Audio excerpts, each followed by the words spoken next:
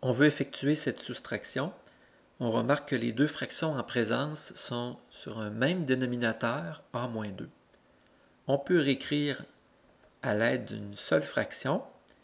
Et au numérateur, on effectue le calcul 5 moins 8, ce qui donne moins 3 sur a-2.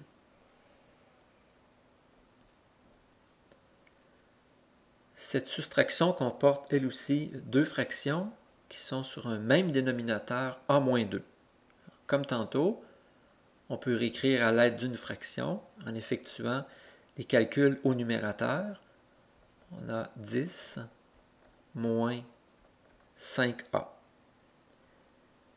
On ne peut effectuer le calcul 10 moins 5a, mais ce qu'on peut tenter de faire, c'est d'effectuer une factorisation au numérateur. Donc ici, on pourrait mettre en évidence un facteur 5. On obtiendrait 5 fois 2 moins a. L'expression 2 moins a, entre parenthèses, ressemble beaucoup à celle du dénominateur a-2, mais ce ne sont pas deux expressions identiques, puisque au numérateur, on a un 2 qui est positif, tandis qu'au dénominateur, on a un 2 qui est négatif.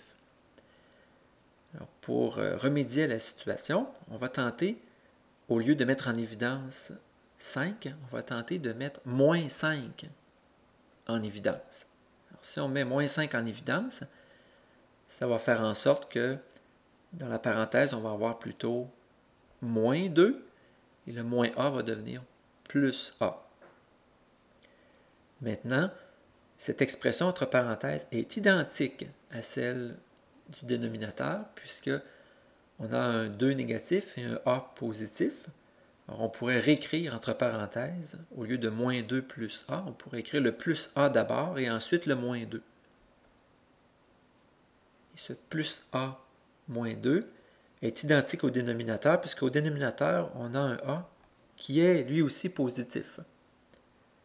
L'expression entre parenthèses, c'est plus a moins 2, comme celle du dénominateur.